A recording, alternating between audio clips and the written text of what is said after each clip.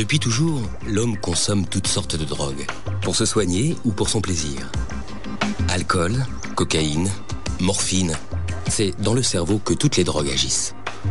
Aujourd'hui, la biologie est capable d'expliquer leurs effets au centre de nos têtes et l'étude des drogues permet à la science de mieux comprendre le fonctionnement du cerveau.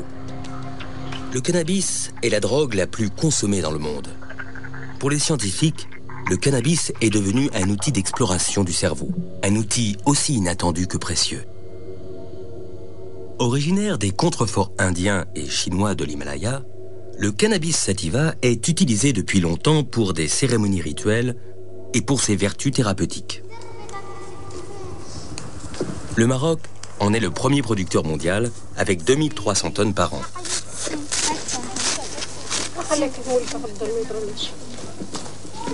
Le cannabis se fume sous la forme de feuilles séchées qu'on appelle la marijuana, herbe ou ganja, ou sous la forme de résine, le hashish. Et le kif, qui est une poudre de pollen extraite des plantes par battage, une technique traditionnelle au Maroc.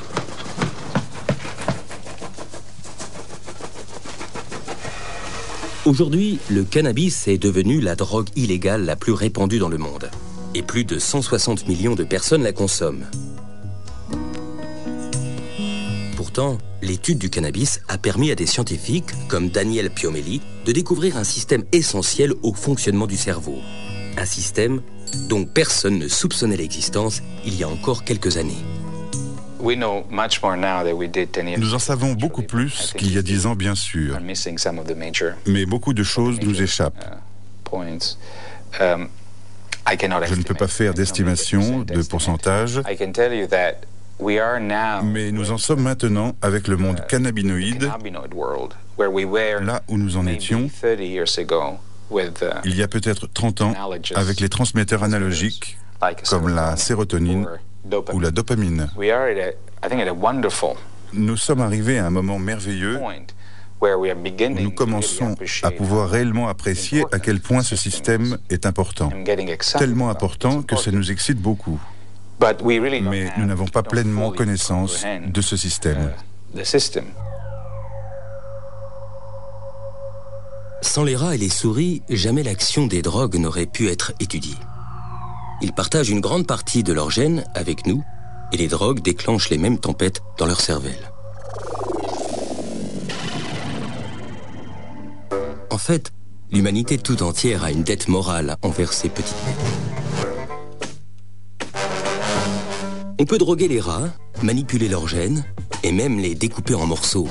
C'est le triste mais nécessaire quotidien des laboratoires qui compare l'état des rats drogués ou génétiquement modifiés avec des rats contrôle ou normaux.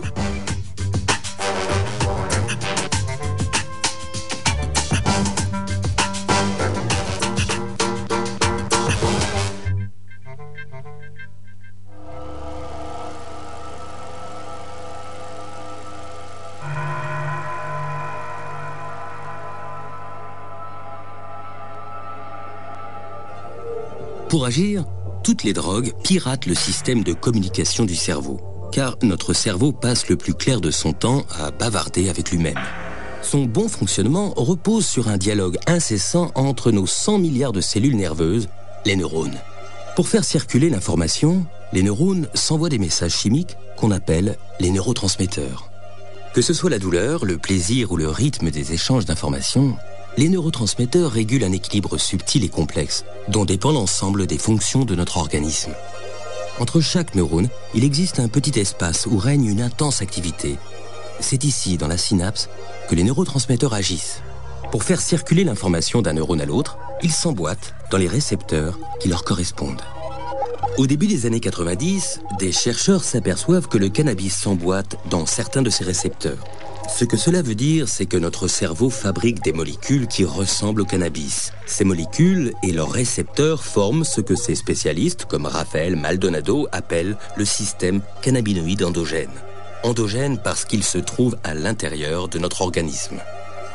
Depuis 80, on connaît qu'en effet, il y a des récepteurs spécifiques. Ça veut dire notre cerveau, notre organisme est préparé pour recevoir ces molécules. pour recevoir les cannabinoïdes. Si notre organisme a des récepteurs, des protéines spécifiques pour fixer ces cannabinoïdes, c'est pas pour sentir les effets des hachis ou de la marijuana, non. C'est parce qu'on a aussi tout un système cannabinoïde endogène. Pour avoir une idée de l'importance des systèmes cannabinoïdes endogènes, je crois qu'il faudrait tout d'abord remarquer que la quantité de récepteurs cannabinoïdes, c'est beaucoup plus important que la quantité de récepteurs pour n'importe quel autre neurotransmetteur classique. Il est clair que le système cannabinoïde assure une fonction majeure dans le cerveau. Une fonction qu'on ne pouvait même pas soupçonner il y a encore 5 ans.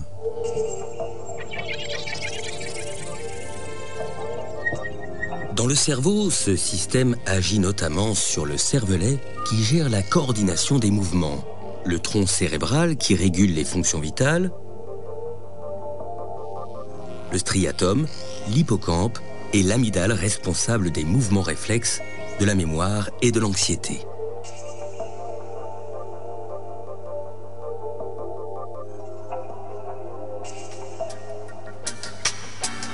Une fois les récepteurs identifiés, les scientifiques sont donc partis à la recherche de ces molécules proches du cannabis que produit notre organisme.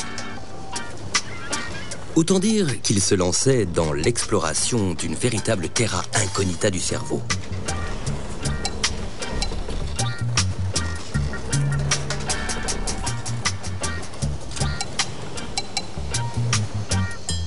En 1992, ils parviennent à isoler une première molécule cannabinoïde, l'anandamide. Son nom provient du mot ananda, qui signifie félicité en langue sanscrite. 4 autres suivront, mais certains pensent qu'il en existe peut-être une dizaine au total. Si les scientifiques ont fait ces découvertes si tardivement, c'est parce qu'ils n'avaient pas le bon portrait robot. Ils cherchaient des neurotransmetteurs classiques alors que les cannabinoïdes ne leur ressemblent pas du tout. Prenons l'exemple de la dopamine. Ce neurotransmetteur attend, dans le premier neurone, qu'on lui demande d'agir. Il est alors libéré dans la synapse et va se fixer sur les récepteurs du neurone suivant. Les cannabinoïdes n'existent pas vraiment en tant que tels. Quand le cerveau a besoin d'eux, ils s'auto-fabriquent en utilisant les graisses de la surface des neurones. Ils se promènent ensuite dans la synapse et peuvent stimuler leurs récepteurs sur n'importe quel neurone. Neuropharmacologue au Collège de France, Jean-Paul Tassin étudie depuis longtemps les effets de la molécule active du cannabis, le delta-9 tétrahydrocannabinol ou THC. On peut dire que les humains, dans leur cerveau, fabriquent des molécules qui sont voisines des drogues. Quelle est la différence entre les drogues venant de l'extérieur et les drogues venant de l'intérieur ? Bien, en fait, une des grandes différences, c'est la quantité. C'est-à-dire que la quantité de produits que vous prenez avec le tétrahydrocannabinol ou l'opium n'a aucune commune mesure avec ce qui est libéré dans le cerveau. Ça, c'est le premier niveau. Et puis le deuxième niveau, c'est la localisation. C'est-à-dire que les produits en question, dans le cerveau, ne sont libérés qu'à un endroit extrêmement précis, au niveau de la synapse et au niveau d'une zone qui a une dimension infiniment petite. Alors que lorsque vous le prenez, que vous l'ingérez, l'ensemble du cerveau est pris par le produit. Et donc tous les sites sont simultanément stimulés. Isso aí. Muito louco. Só. Isso aí. Pode crer.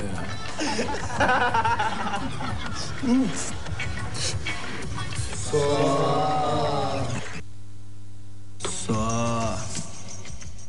La seule chose qui va faire les pétards, c'est induire une activation du système cannabinoïde endogène. Donc, toutes les réponses que le système cannabinoïde endogène contrôle vont être activées. Sous l'effet du cannabis, les fumeurs deviennent euphoriques. Certaines douleurs et angoisses se dissipent, la sensibilité aux couleurs et aux sons est affûtée, la mémoire des événements récents s'amoindrit, les mouvements se ralentissent, l'appétit est stimulé. Des effets dont l'intensité est sans comparaison avec celle de la cocaïne ou de l'héroïne, et qui valent au cannabis l'appellation de drogue douce. Il n'y a pas d'effet physique gravissime, enfin très important du cannabis, qui fait que tout le monde peut dire « c'est pas si grave que ça ». Il y a un effet psychotrope qui existe, mais qui n'est pas dramatique non plus. Donc il peut y avoir des défenseurs du cannabis, comme il peut y avoir des attaquants du cannabis. Donc c'est un sujet parfait pour s'engueuler. C'est un sujet parfait pour ne pas être d'accord, puisque vous pouvez des deux côtés, et pratiquement les deux côtés ont toujours un peu raison.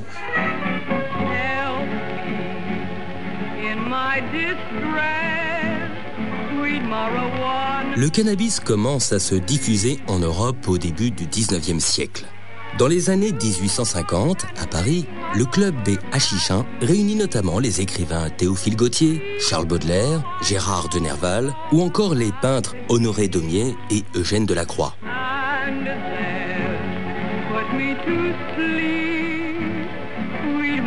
La consommation populaire de cannabis commence véritablement au début du XXe siècle aux États-Unis et dans les pays proches du Mexique.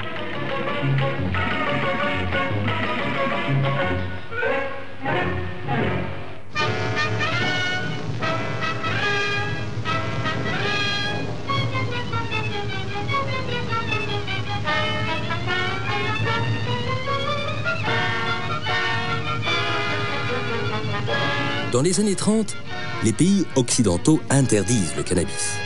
Des films de propagande mettent en garde les familles. La marijuana est qualifiée d'assassin de la jeunesse. Mais les milieux du jazz, les artistes et les poètes de la Beat Generation préconisent ouvertement son usage. Et c'est avec le mouvement hippie, au milieu des années 60, qu'une véritable explosion de la consommation chez les jeunes a lieu aux États-Unis, puis en Europe. Le cannabis devient la drogue du love and peace.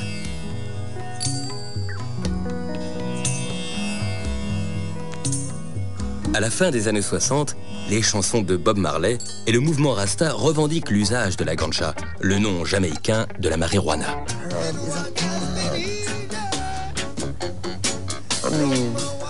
Herbs are good for everything. Why these people want to do so much good for everyone who call themselves governments and this and that? Why them say you must not use the herb? You see? And we check that and we can't find, we just see them just say, no, you must use it because it make you rebel.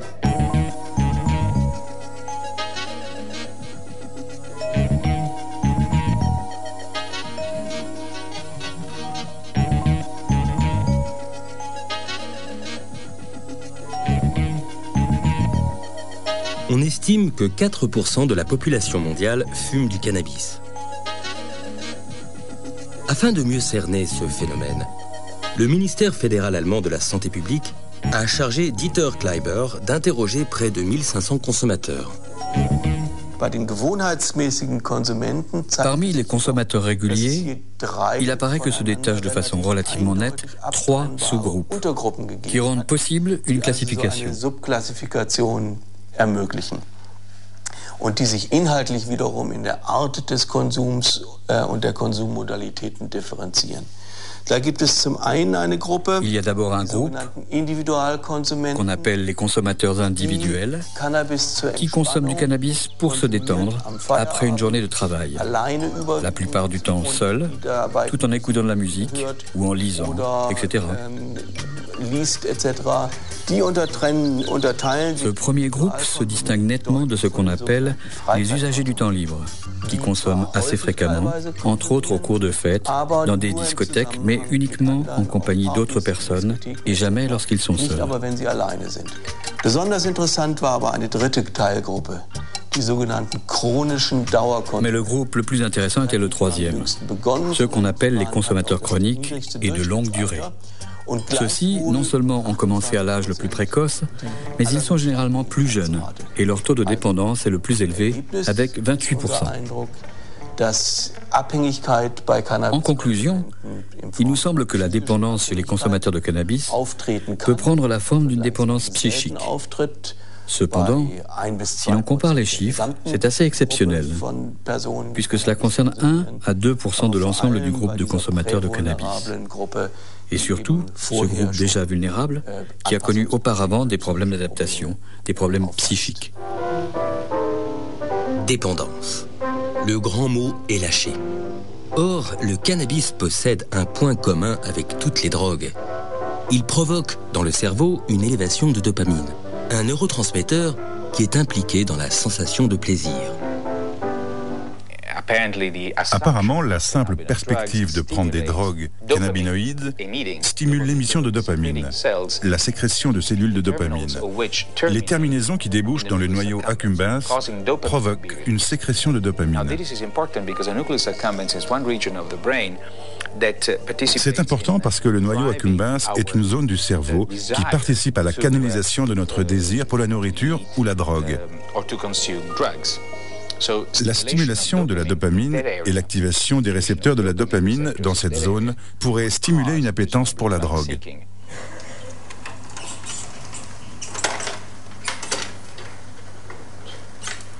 Au laboratoire de Rafael Maldonado, on teste les propriétés renforçantes du cannabis chez les souris.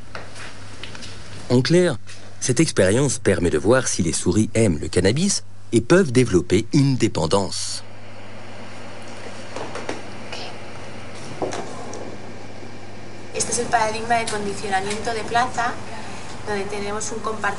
Nous plaçons les souris dans une boîte à 2 compartiments.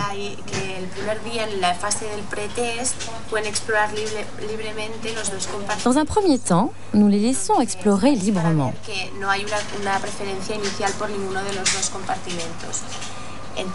Ensuite, nous leur injectons de la drogue dans le compartiment noir et une solution saline dans le compartiment blanc.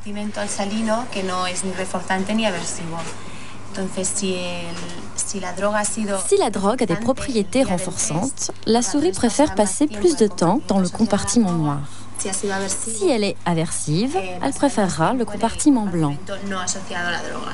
Et quand on leur injecte du cannabis, les souris passent plus de temps dans le compartiment noir, signe qu'elles l'apprécient. Mais pour mesurer le degré de dépendance chez les humains, médecins et chercheurs se reportent au manuel de référence pour diagnostiquer les troubles mentaux, le DSM-4. Ce système DSM-4 permet de définir des critères pour dire que quelqu'un a un processus d'anxiété, un processus de dépression, une schizophrénie, une dépendance. Ce sont des critères. Si on utilise d'une façon très stricte ces critères, on peut dire oui, le cannabis a les critères pour induire une dépendance. Mais si on peut analyser le cannabis induit ou n'induit pas de dépendance physique, on peut dire, là c'est clair, non? Le cannabis, la consommation humaine de cannabis n'induit pas une dépendance physique, dans le sens que l'arrêt du cannabis n'induit pas un trouble physique important. Donc, il n'induit pas de la dépendance physique. Mais bien sûr, il peut induire une consommation abusive, il peut induire une perte de contrôle sur la consommation, oui. Seuls les fumeurs chroniques ressentent des symptômes physiques quand ils arrêtent le cannabis. Ces signes seraient dus à des modifications des récepteurs cannabinoïdes. Des modifications qu'on pense réversibles.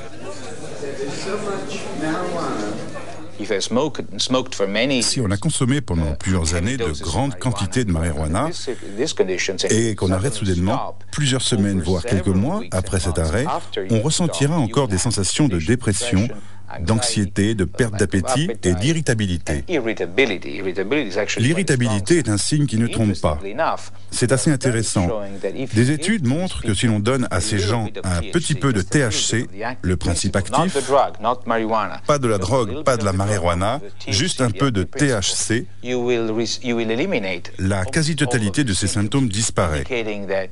Cela signifie que le corps s'est adapté à ces quantités importantes de marijuana en freinant son propre système et qu'il a besoin de le maintenir à ce niveau. Un nombre croissant de fumeurs en difficulté recherchent une aide médicale.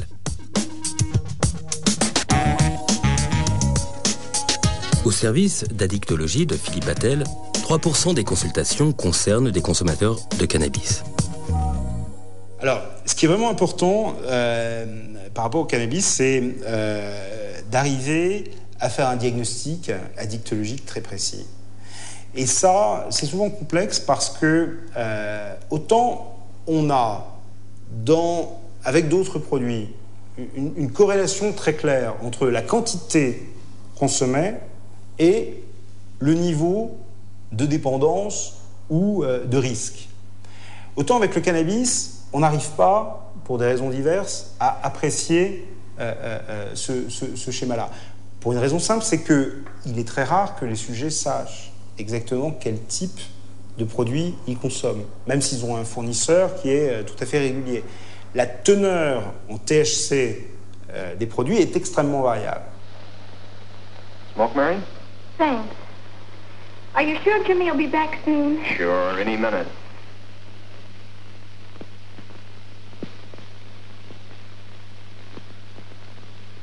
Deuxièmement, quand on est dans une évaluation, et même quand on demande au sujet de noter tous les jours ce qu'il fume, en termes de cannabis, on voit bien qu'il a beaucoup de difficultés à le faire. Pour une raison qui est aussi le fait que le cannabis altère la mémoire immédiate, et puis les pratiques aussi sont différentes. Quand les pratiques sont partagées, savoir sur un pétard combien il en a pris, est-ce qu'il en a pris un tiers, alors il a partagé, il a pris à 3, mais est-ce que l'autre a plus tiré? On ne sait pas exactement ce qu'il a pris. Ça, c'est le premier problème. Le deuxième problème, c'est que élaborer le niveau de dépendance, c'est compliqué parce que le sujet, en règle générale, pendant très longtemps, minimise beaucoup les conséquences. Mais il les minimise pas par mauvaise foi, il les minimise parce qu'il n'a pas les moyens cérébraux, cognitifs, de se reconnaître en difficulté. Par exemple, il va vous dire « moi je fume parce que je me sens beaucoup mieux avec mes copains ». Bon.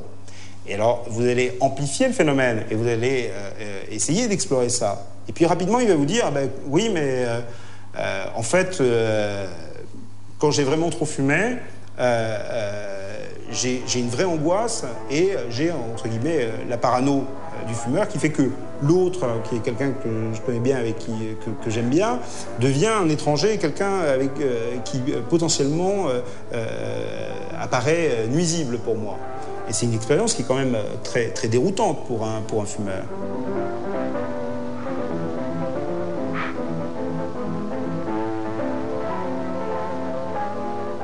J'ai des dommages, j'ai des ennuis qui sont liés à ma consommation du produit.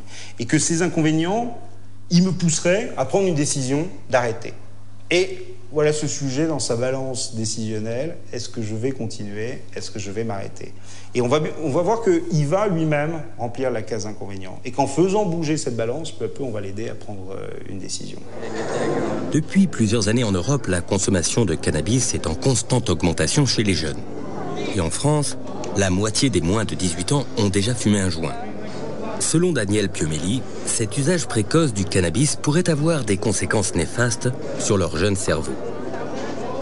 Les adolescents ressemblent aux adultes sur bien des points. Ils sont aussi grands que les adultes, leur barbe pousse, ils ont une vie sexuelle, ils ont tout d'un adulte. Mais il y a une chose que les adultes perdent. C'est une grande curiosité, cette ouverture aux choses, cet intérêt intellectuel pour toute chose. Et la raison de cela est que les systèmes du cerveau qui sont impliqués dans les comportements de quête, dans les comportements d'investigation, dans la curiosité, ces systèmes se développent plus tard dans la vie, mais déjà à ce stade. Si maintenant on commence à activer ces systèmes d'une façon inappropriée, pendant cette phase de développement, les types de problèmes que l'on peut générer plus tard au cours de la vie sont considérables. Évidemment, ceux qui vont prendre du cannabis sont en principe des jeunes qui sont dans une situation d'adolescents, qui sont donc en train de se confronter à une modification, enfin une mise en place de leur personnalité en fonction de leur environnement. Et ce cannabis, lorsqu'ils le fument, va leur permettre, pendant le temps où il agit, de prendre une certaine distance par rapport à cette contrainte qui consiste à s'adapter à un environnement et à se mettre en place leur personnalité. Alors, ça peut être un avantage si c'est pris de façon modérée, puisque ça permet de se reposer, entre guillemets. Mais si c'est pris de façon régulière, alors là, cette confrontation qui est obligatoire si on veut devenir un adulte, eh bien cette confrontation est repoussée. Elle est repoussée, voire même déformée par le cannabis.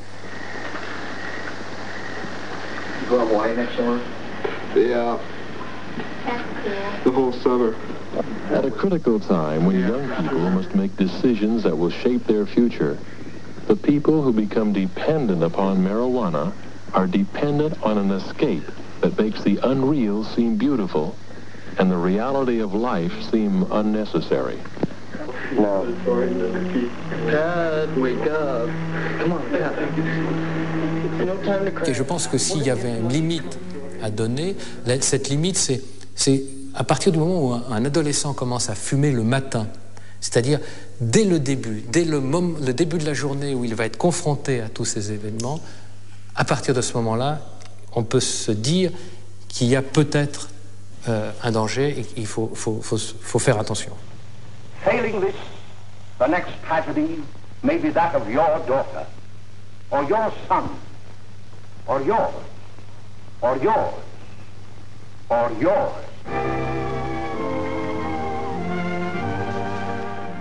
Si vous expliquez à un ado que s'il fume un pétard, il va en devenir forcément dépendant et il va se mettre de l'héroïne dans les veines, c'est archi faux. On a beaucoup d'éléments pour nous montrer que c'est faux. Si on établit une communication grand public pour les dissuader de fumer là-dessus, non seulement on ne va pas le faire, mais on va probablement avoir un effet paradoxal. À haute dose, le cannabis peut entraîner une dépendance psychologique, mais pas de dépendance physique. Alors, comment faire de la prévention sur une drogue dont les effets sont, selon les scientifiques, sans gravité ? Je veux bien qu'on mette des moyens sur le cannabis, et il faut le faire. Il faut faire, un, avec prudence, et deux, dans quelque chose qui prenne en compte le fait qu'il y a 50% des adolescents qui en consomment. Et qu'il n'y a pas 50% des adolescents qui sont en grande difficulté avec le cannabis. Ça, c'est pas vrai. Et si on veut nous faire croire, ça sera très dangereux. Parce qu'on ne pourra plus jamais, en termes de politique publique, arriver à envoyer des messages de prévention. Il ne faut jamais mentir à la cible, au sujet à qui on s'adresse, en exploitant des données scientifiques qui sont fausses. Garai, you want to sample a cup entry? The Bubble Light. Bubble Light? It's a nice sharper taste. Awesome. Quand je dis qu'il n'y a que les adolescents qui fument, j'exagère. Bon, malgré tout, c'est la réalité épidémiologique, c'est-à-dire que vous avez une consommation qui démarre pour certains à 13-14 ans, qui va augmenter jusqu'à 18, 19, 20 ans, mais après 20 ans, vous avez une baisse très très rapide de la consommation de cannabis. Ce qui est d'ailleurs une preuve que le cannabis en soi n'est pas un produit extrêmement addictif, puisqu'on voit bien qu'on peut s'en détacher sans difficulté. Et souvent, à partir du moment où les adultes sont rentrés dans une vie de travail et relativement régulière, ils arrêtent de consommer. Enfin, ils consomment de façon tout à fait récréative et sans importance. Charogne, mouchard, bordure, confidentiel, mythe, fœtus décrépit, ok, viande, cadavre ambulant, Ces dernières années, pourtant, on a accusé le cannabis de pouvoir déclencher un grave trouble psychiatrique, la schizophrénie. Cette maladie se manifeste justement à la fin de l'adolescence ou au début de l'âge adulte. Elle se traduit par une perte de contact avec la réalité, une désintégration de la personnalité, des idées délirantes, des hallucinations. Quand on voit des sujets qui ont un tableau schizophrénique et une dépendance cannabique, et qu'on reprend chronologiquement l'histoire, on se rend bien compte qu'avant même la prise de cannabis, il y avait des petits éléments qui étaient des signes précoces que les psychiatres ont appris à reconnaître de troubles psychotiques dans l'évolution de ce sujet. Le cannabis a un rôle promotionnel, amplificateur d'un phénomène qui est préexistant. il semblerait qu'on ait pris à l'envers le problème de la schizophrénie et du cannabis. En effet, les schizophrènes sont particulièrement exposés à la toxicomanie. En plus de difficultés avec l'alcool et le tabac, beaucoup consomment du cannabis. Oui, les schizophrènes utilisent beaucoup de cannabis, pour des raisons qui sont d'ailleurs bien étudiées, et qui sont le fait que ça leur permet, de retrouver un sentiment, sinon d'euphorie, mais de plaisir. Et on sait qu'un des symptômes déficitaires de la schizophrénie, c'est de perdre cette capacité à ressentir, et qu'on voit bien que là, le produit pharmacologiquement leur permet de le faire. Et que deuxièmement, pas simplement dans les processus d'aller chercher le produit, qui est un produit, comme vous le savez, illicite, et dans lequel il faut avoir un certain nombre de réseaux pour se le procurer, eh bien, il y a une sociabilité qui existe. Or, l'isolement du schizophrène est aussi un des symptômes déficitaires de la maladie. Donc, d'une manière bien évidemment trop schématique, on peut imaginer que l'usage de cannabis chez un sujet schizophrène a des effets bénéfiques qui luttent contre sa propre maladie. Les schizophrènes feraient en quelque sorte un usage thérapeutique du cannabis. C'est bien là la difficulté majeure quand on aborde la question de cette drogue. Illégal dans la plupart des pays, le cannabis possède des propriétés thérapeutiques bien connues.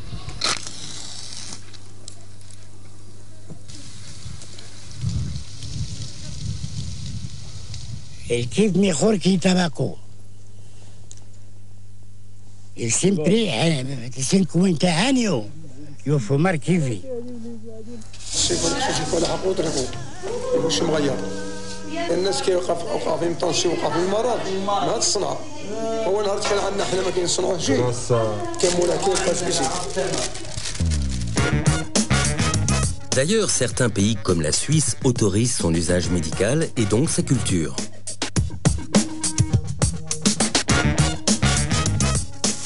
Pour moi, c'est une première, dans le sens que les médecins commencent à prescrire du chanvre à leurs patients en Suisse. C'est un extracteur de pollen.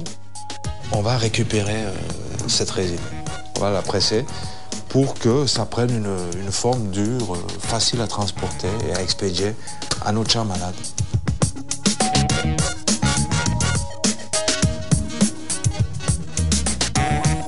La clinique bernoise traite des patients atteints de sclérose en plaques avec des gélules à base de cannabis. Et ça nous aide quand même à mieux dormir, certainement la nuit. Pour la nuit, c'est composé, je pense.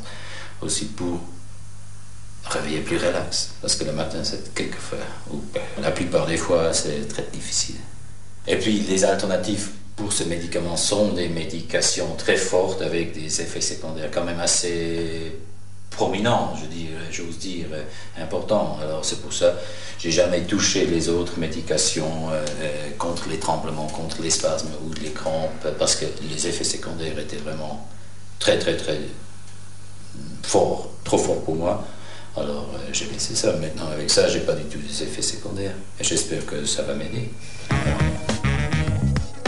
Seul l'usage médical du cannabis est permis en Suisse. 300 hectares de marijuana y poussent, mais seulement 40 sont autorisés.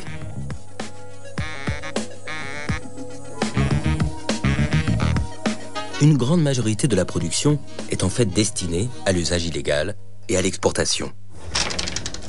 Dans d'autres pays, comme en France, ceux qui ont la main verte se rabattent sur la culture en placard. L'usage et la culture de cannabis y sont interdits. Tous les ans, plusieurs mouvements se rassemblent pour réclamer une révision de la loi. Ils militent notamment pour que certains malades puissent fumer du cannabis.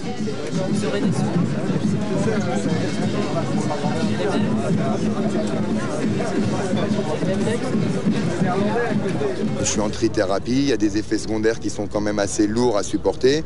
Je me suis rendu compte que l'usage du cannabis me permettait d'atténuer ces effets secondaires. Je ne vois pas qui peut m'empêcher d'user ça, quoi.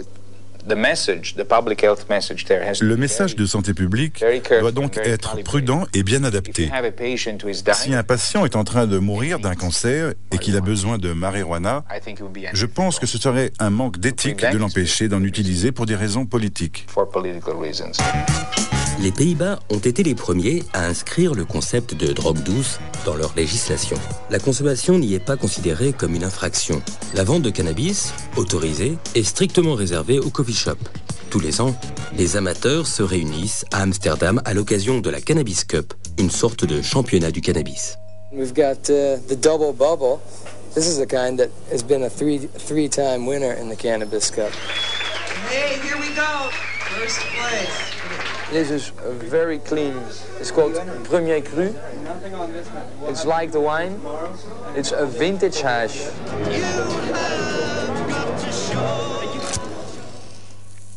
Dans certains pays, des malades du sida ou du cancer ont réclamé le droit de fumer des joints afin de soulager leur douleur ou leur nausée. Ils ont bousculé la législation au Canada, en Australie et en Europe, où le cannabis est autorisé pour des raisons médicales. La marijuana est une drogue et elle produit des effets qu'on ne peut pas demander aux gens de tolérer dans leur vie de tous les jours. On ne voudrait pas qu'un analgésique qu'on prend tous les jours entraîne une perte de mémoire. Ce serait un désastre au travail. Ou bien que les patients soient plongés dans un état de constante euphorie. Ça poserait des problèmes à ses collègues. Bom, je suis Alfredo, Annelisa. Queria aproveitar o momento para pedir em casamento a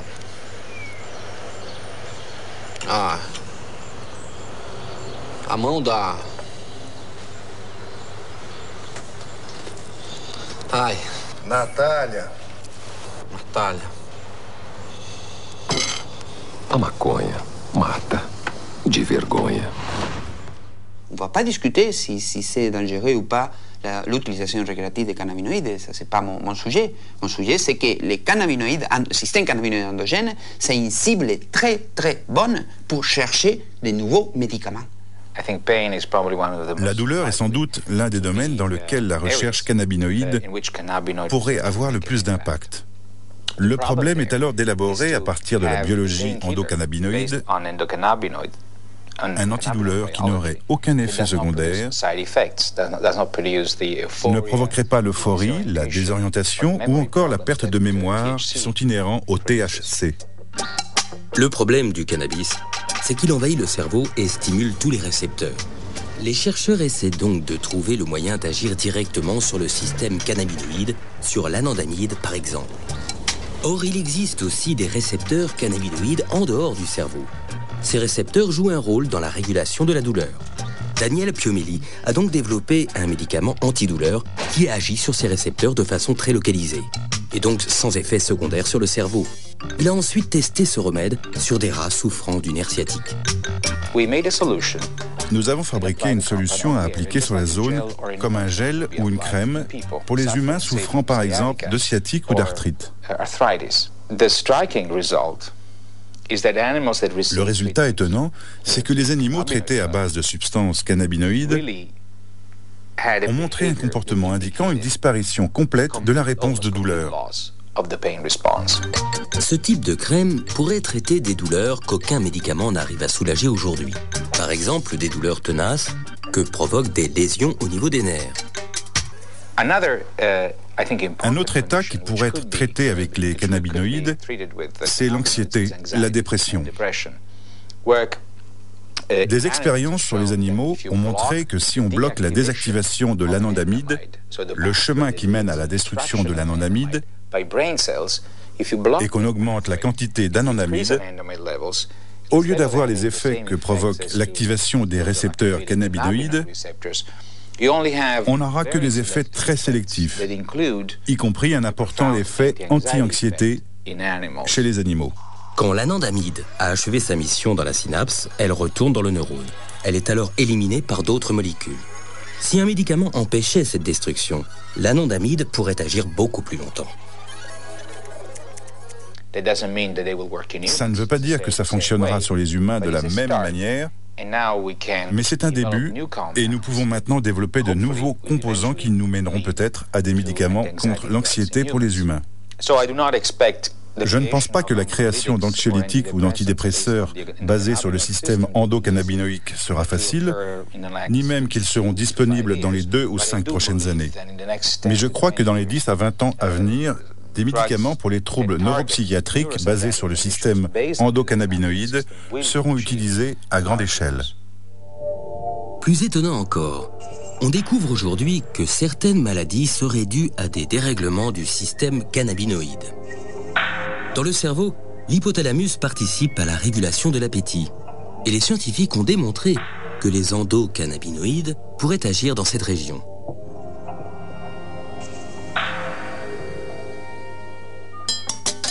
Cette propriété peut servir pour soigner l'obésité.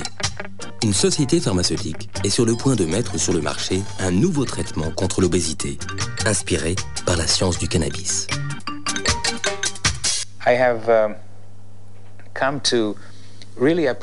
J'apprécie beaucoup plus la science que lorsque j'étais plus jeune.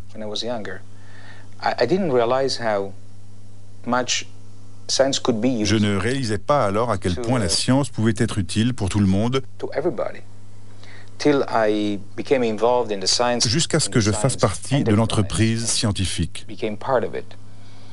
Ce que j'ai également commencé à comprendre, c'est que cette entreprise scientifique trouve son but ultime dans la compréhension de l'humanité et dans l'aide rationnelle qu'elle lui apporte, en particulier dans le cas de la médecine. Et ce savoir doit être transmis à tout le monde. Il doit entraîner une prise de conscience collective, parce que sans cela, il n'y aura jamais de prise de conscience politique. Et sans elle, les découvertes faites dans les laboratoires ne seront pas utilisées pour des prises de décision de santé publique. Parce qu'en définitive, c'est ça qui compte. En explorant les mécanismes d'action du cannabis, les scientifiques ont découvert un système essentiel au fonctionnement du cerveau et à la régulation de l'organisme. Aujourd'hui, ils réalisent des progrès spectaculaires dans la compréhension des effets du cannabis et de notre système naturel. Leurs résultats, encore peu connus du grand public, devraient profondément modifier notre regard sur cette drogue. L'étude du cannabis ouvre des perspectives inédites sur de nouveaux traitements médicaux contre la douleur, l'obésité, l'anxiété ou encore la sclérose en plaques. Pour les chercheurs, une véritable révolution biologique est en marche.